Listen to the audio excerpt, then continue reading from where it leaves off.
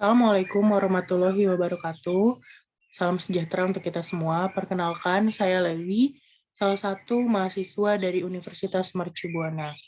Pada kesempatan kali ini, saya ingin sedikit berbagi informasi mengenai media sosial. Media sosial atau sosial media dalam bahasa Inggris adalah sebuah media online di mana para penggunanya bisa dengan mudah berpartisipasi, berbagi, dan menciptakan isi meliputi blog, wiki, forum, sampai dengan jejaring sosial. Sedangkan untuk jejaring sosial sendiri adalah lebih mengacu pada suatu website yang digunakan sebagai tempat berkumpulnya banyak orang tanpa pembatas dan memiliki jalur ikatan seperti keluarga, teman, rekan bisnis, dan lain sebagainya. Merebaknya situs media sosial yang muncul menguntungkan banyak orang dari berbagai belahan dunia untuk berinteraksi dengan mudah. Dampak positif yang lainnya adalah percepatan penyebaran informasi. Jadi kita dapat dengan mudah dan cepat mendapatkan informasi. Akan tetapi ada pula dampak negatif dari media sosial, yakni berkurangnya interaksi sosial secara langsung atau tatap muka. Kemudian bisa juga terjadinya muncul kecanduan yang melebihi dosis, serta persoalan etika dan hukum karena konten yang melanggar moral, privasi, serta peraturan.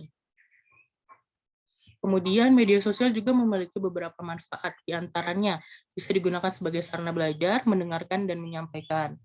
Berbagai aplikasi media sosial dapat dimanfaatkan untuk belajar melalui beragam informasi data dan isu yang termuat di dalamnya. Oleh karena itu, benar jika dalam arti positif, media sosial dapat dikatakan sebuah ensiklopedia global yang tumbuh dengan cepat. Kemudian yang kedua bisa digunakan sebagai sarana dokumentasi, administrasi, dan integrasi. Dalam konteks ini, organisasi, lembaga, dan perorangan dapat memanfaatkan dengan cara membentuk kebijakan penggunaan media sosial eh, dan pelatihannya bagi segenap karyawan dalam rangka memaksimalkan fungsi media sosial sesuai dengan target-target yang telah dirancangkan. Contohnya bisa membuat blog organisasi, kemudian mengintegrasikan berbagai hal ini di perusahaan, atau menyebarkan konten yang relevan sesuai target di masyarakat. Selanjutnya ada sarana perencanaan, strategi, dan manajemen. Media sosial di tangan para pakar manajemen dan marketing dapat menjadi senjata untuk melancarkan perencanaan dan strateginya. Misalnya bisa digunakan untuk promosi, kemudian menggait pelanggan setia, menghimpun loyalitas customer, bisa juga menjajaki market, mendidik publik, sampai menghimpun respon masyarakat. Yang terakhir itu bisa digunakan sebagai sarana kontrol, evaluasi, dan pengukuran. Media sosial berfaedah untuk melakukan kontrol organisasi dan juga mengevaluasi berbagai perencanaan dan strategi yang telah dilakukan. Media sosial saat ini bukan hanya sebagai alat untuk posting kegiatan sehari-hari, namun juga sudah banyak digunakan untuk berbisnis. Berbagai macam bentuk postingnya di media sosial sering ditemukan, baik itu yang berbentuknya podcast, webinar, live streaming, ataupun infografis. Semakin meningkatnya pengguna media sosial sebagai alat bisnis oleh masyarakat, dikarenakan media sosial ternyata lebih mudah untuk membuat promosi dengan budget yang lebih murah dibandingkan promosi menggunakan offline. Selain itu, dengan berbisnis lewat sosial media, dapat menjangkau lebih luas sasaran pemasaran bisnis. Nah, tool analisis akan membantu user untuk dapat mengetahui seberapa jauh jangkauan dari konten yang diposting. Selain itu, tool analisis juga akan memberikan informasi tentang rekomendasi jam posting, konten apa aja yang disukai oleh target audience, kemudian juga rekomendasi hashtag yang bisa digunakan, serta akun-akun yang bisa dijadikan influencer yang sesuai dengan brand dan produk jasa yang digunakan oleh user tersebut. Terdapat spektrum alat yang luas untuk analisis tekstual, mulai dari alat sumber terbuka sederhana hingga perpustakaan. Alat platform komersial multifungsi. Berikut ini penjelasannya. Yang pertama itu ada alat pemrograman ilmiah, pustaka dan alat analitik ilmiah populer ditingkatkan untuk memberikan dokumen untuk mencari dan menganalisis teks. Contohnya itu bisa R, MATLAB, dan matematika. Kemudian yang kedua itu perangkat bisnis. Artinya perangkat komersial yang memungkinkan pengguna untuk mencari dan menganalisis teks untuk berbagai tujuan komersial. Selanjutnya ada alat pemantauan media sosial, berupa alat analisis sentimen untuk melacak dan mengukur apa yang orang katakan tentang perusahaan atau produknya atau topik apapun di seluruh media sosial web. Kemudian ada platform berita. Ada sejumlah besar alat yang tersedia secara bebas untuk diproduksi oleh sekelompok akademis dan organisasi non-pemerintah untuk mencari dan menganalisis pendapat. Contohnya termasuk alat grup Stanford NLP dan LinkPipe. Selanjutnya ada alat analisis teks. Alat analisis teks adalah alat berbasis luas untuk pemrosesan bahasa alami dan analisis teks. Selanjutnya ada platform analisis media sosial. Pada bagian ini akan memeriksa platform media sosial komprehensif yang menggabungkan arsip media sosial, umpan data, penambahan data, dan alat analisis data. Yang terakhir ada alat visualisasi data.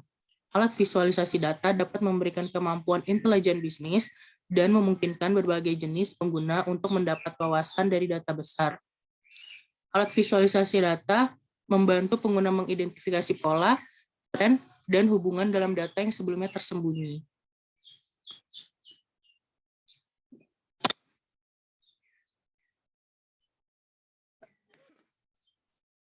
Dengan digitalisasi dunia, sosial media telah menjadi esensial dalam interaksi manusia sehari-hari.